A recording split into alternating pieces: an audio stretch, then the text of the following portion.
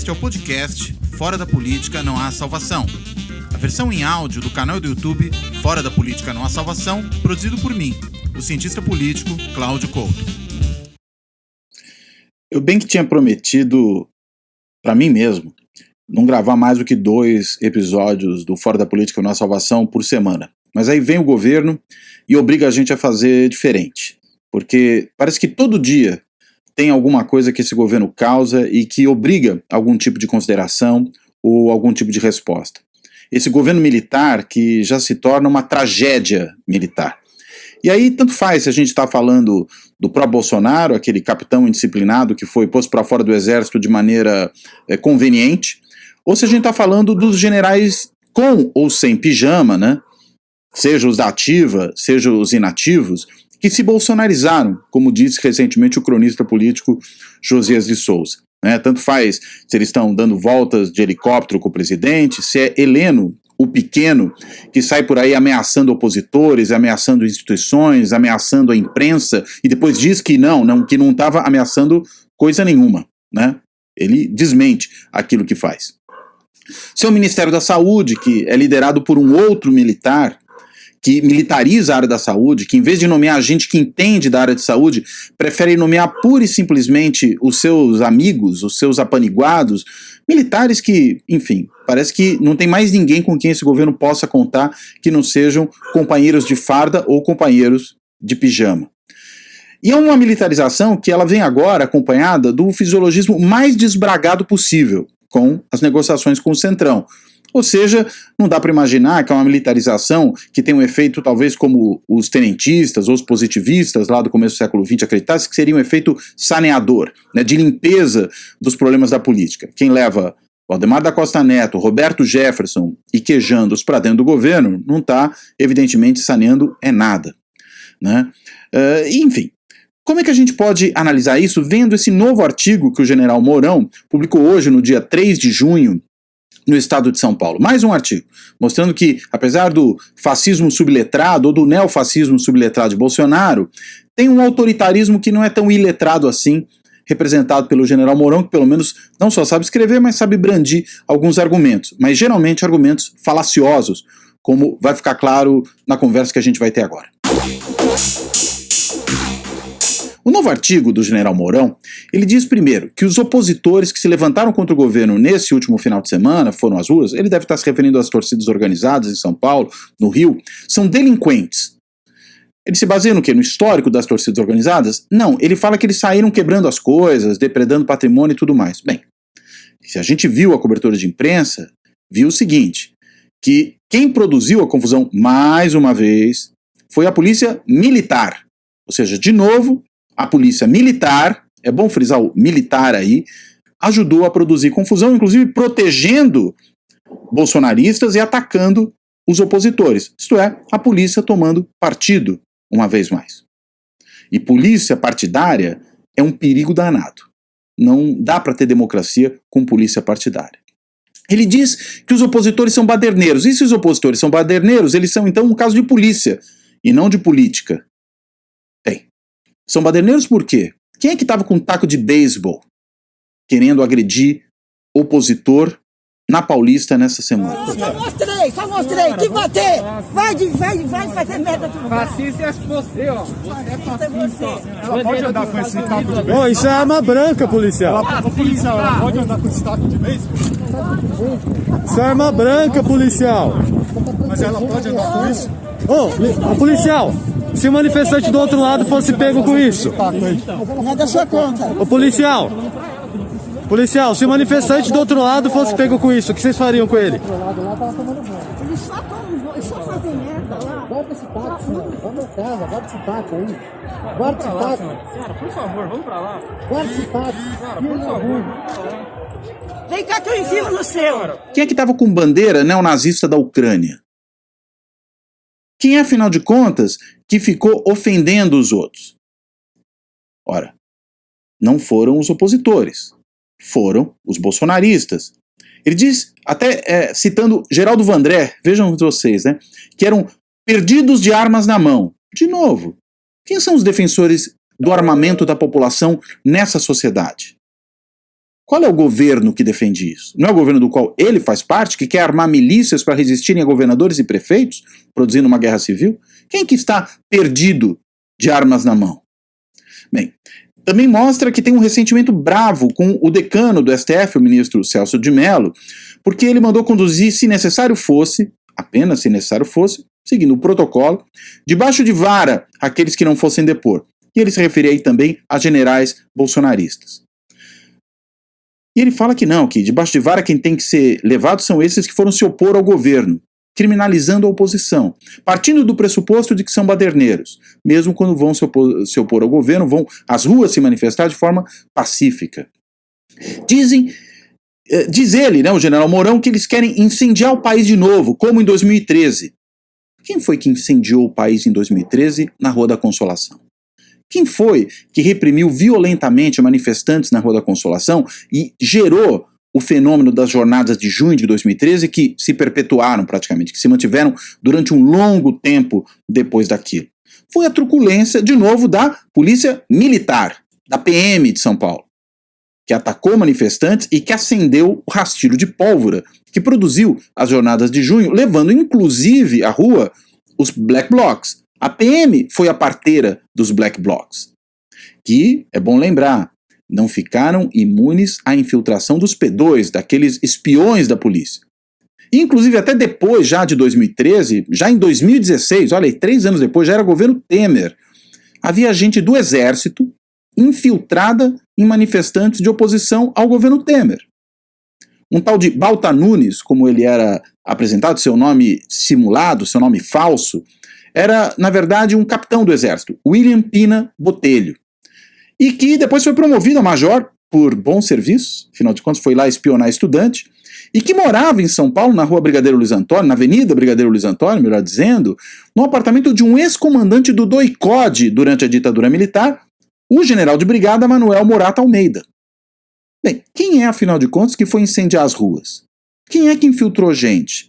Quem é que reprimiu o manifestante causando a revolta das pessoas? Quem é que foi depredar a Prefeitura de São Paulo? Qual foi a polícia que ficou inerte diante da depredação da Prefeitura de São Paulo?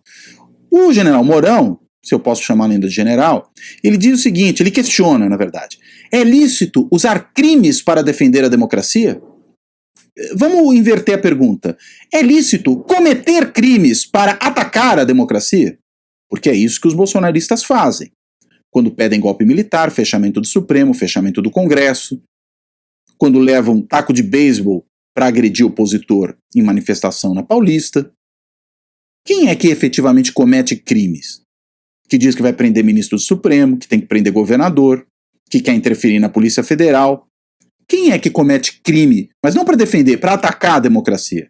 É o governo do qual o general Mourão faz parte, é o chefe dele e os seus asseclas. Não é a oposição que comete esses crimes.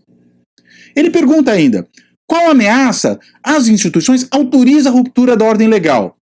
Ué, general, não seriam as ameaças dos seus colegas de farda ou de pijama, generalíssimo Mourão? Não seriam eles os que realmente ameaçam romper a ordem legal? São essas ameaças que justificam algum tipo de reação. Não a ruptura da ordem legal, porque essas ameaças são ameaças justamente de romper a ordem legal. Coloque-se no seu lugar, generalíssimo Mourão.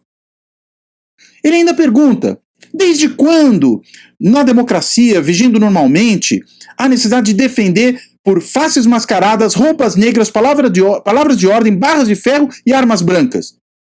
Será que ele está falando da apoiadora com o taco de beisebol escrito Rivotril? Aquela que tem fotos do lado da Carla Zambelli, foto do lado do general Vilas Boas? Será que é dela que ele está falando? Deve ser, né?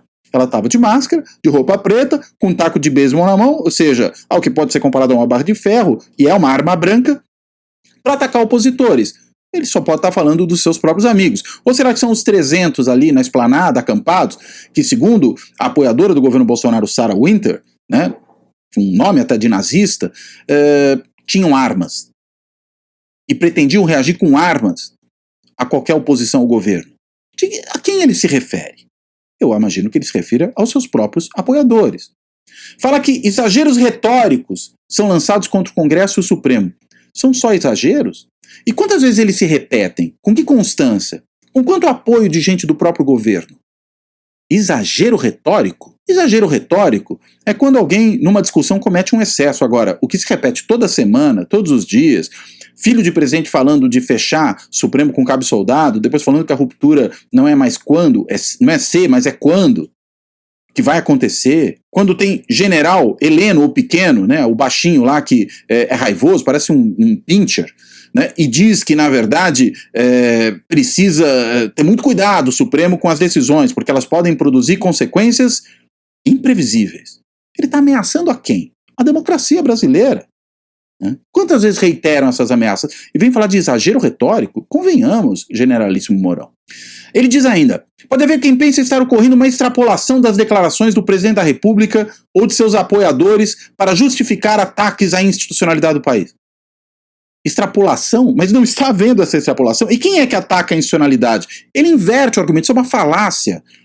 As extrapolações do presidente e seus asseclas é que são ataques às instituições do país. Não quem critica esses ataques é que está atacando as instituições do país. Generalíssimo Mourão, convenhamos, não vamos falar esse tipo de asneira. O senhor é melhor do que isso, o senhor pode falar coisa melhor do que isso. O senhor até mostra que sabe escrever, diferentemente do seu chefe, do capitão insubordinado Bolsonaro. Ué, então, pelo menos tente argumentar melhor. Ou, na verdade, o senhor está só expressando aquilo que o senhor acredita, é o que a gente imagina. Isso é o presidente, são os seus asseclas, os seus apoiadores, quem realmente ataca a institucionalidade. Depois ele ainda vem evocando aí a questão dos levantes antirracistas que ocorrem nos Estados Unidos e que já se espalham para o mundo todo. Ele diz o seguinte, problemas e conflitos de outros povos e culturas não podem ser trazidos para cá. Nós não temos ódio racial. Não! E se a gente considerar os 75% de mortos pela polícia entre 2017 e 2018, 75%, 3 em cada 4 pessoas mortas pela polícia, que são negros. São quase 6 mil pessoas. 6 mil pessoas. E os 80% de mortos pela polícia no Rio de Janeiro, no primeiro semestre do ano passado, só no primeiro semestre, 711 pessoas. 80% das pessoas mortas são negros. Esses 711 não é o total, esses 711 são só os negros mortos pela polícia do Rio de Janeiro no ano passado. Eles representam 80% do total. Depois diz que associar essa situação que a gente vive com o cenário do entre guerras, com o nazismo, é irresponsável e intelectualmente desonesto. Se referindo ao ministro Celso de Mello uma vez mais. Está cismado com o ministro Celso de Mello, o generalíssimo Mourão. Ora, quem é que tinha um secretário da Cultura que imitava Goebbels? E que o apoiou na manhã em que ele fez aquela manifestação, em que o vídeo veio a público, e só foi demiti-lo à tarde quando a pressão aumentou muito. A primeira reação do presidente da República foi de defender o seu macaquinho de Goebbels. De quem são os apoiadores que vão às portas do STF emulando os neonazistas de Charlottesville ou os nazistas da época do entreguerras carregando tochas, marchando militarmente? Quem são esses caras? São da oposição ou são os 300 que apoiam o governo Bolsonaro? Quem é que disse que as minorias têm que se curvar às maiorias? Foi o presidente Bolsonaro. Que as minorias ou se curvam ou que desapareçam. Isso parece discurso nazista mesmo. Os minoritários que se curvem ou desapareçam. Quem falou que ia metralhar os opositores? Ora, generalíssimo Mourão, se emenda. Não tem a menor condição de afirmar esse tipo de coisa. Ele pergunta ainda se é responsável comparar a ditadura militar com o que nós vivemos hoje. Ora, quem insiste nesse paralelo o tempo inteiro são os próprios membros do governo do qual o senhor generalíssimo Mourão faz parte. Nas reiteradas evocações do AI-5 por Guedes, pelo filhote 03 do presidente, na celebração da ditadura militar nos quartéis, como ocorreu no último 31 de março, na recepção de torturadores notórios dentro do Palácio do Planalto, como ocorreu com o coronel Curió, que foi recebido pelo presidente. Além disso, a esposa de Ustra, também elogiada pelo presidente da República. Quem faz questão de trazer a ditadura militar o tempo inteiro de volta é o senhor e os seus apoiadores, general. É fácil se livrar disso. Faz uma meia-culpa, aceita que errou. Mas não, fica insistindo nessa toada. As Forças Armadas, ele diz, estão desvinculadas da política partidária. Puxa, e o que a gente pode dizer dos generais da ativa, que não só assumem cadeiras ministeriais, mas que até por conta disso têm que defender abertamente o governo e atacam opositores e imprensa, porque a imprensa não dá as boas notícias que deveria dar, no entendimento desses partidários generais ainda fardados, não de pijama, que ocupam cadeiras no ministério do governo Bolsonaro. Tenha dó. Diz ainda, o país enfrentava, antes desse governo, uma catástrofe herdada de administrações tomadas por ideologia, ineficiência e corrupção. Essa é a melhor parte. Quer dizer, o que a gente tem agora? Desideologização deve ser no MEC, né, que não tem ideologia. Ou no Itamaraty, lá do Ernesto Araújo, lunático que segue Olavo de Carvalho. Ou talvez no meio ambiente, né, que quer passar a boiada e destruir a Amazônia. Né? Na cultura, onde tem imitador de Goebbels, onde tem um presidente de Fundação Palmares que fala que a escravidão foi boa para a população negra no Brasil. Deve ser por aí, né? Só pode ser. Que não tem ideologia, né? A gente viu que ideologia acabou. Eficiência. E a eficiência, onde é que tem? No Ministério da Saúde? Dá para ver quantos testes já fizemos, né, como estamos lidando bem com a situação da pandemia. Ou talvez na educação, veja se o caso do Enem, é uma maravilha. Ou talvez agora vai ter mais eficiência, porque entregou o FNDE, né, com seus bilhões de reais, ao Centrão, ao Valdemar da Costa Neto, lá de Mogi das Cruzes. Deve ser por aí que a eficiência vai ocorrer. Ou será que é no cartão corporativo da presidência, ou na esteira que o general Mourão comprou para, né, não ficar barrigudo? Talvez seja por aí. Combate à corrupção aonde? Na tentativa de controle presidencial da Polícia Federal? Na entrega ao Centrão dos nacos de governo, não só do FNDE, mas de outros pedaços? General Mourão, o seu governo é um governo militar. E os militares têm que assumir a paternidade por esse bebê de Rosemary que estão gerando, que é o governo Bolsonaro. Pelas mais de 31 mil mortes que nós já temos acumuladas pela Covid-19 em função da incúria do governo, que sabota as medidas sanitárias. Então, vir dizer agora que a oposição é formada de delinquentes... General Mourão, se enxerga, olha no espelho. O senhor vai ter vergonha do que vê.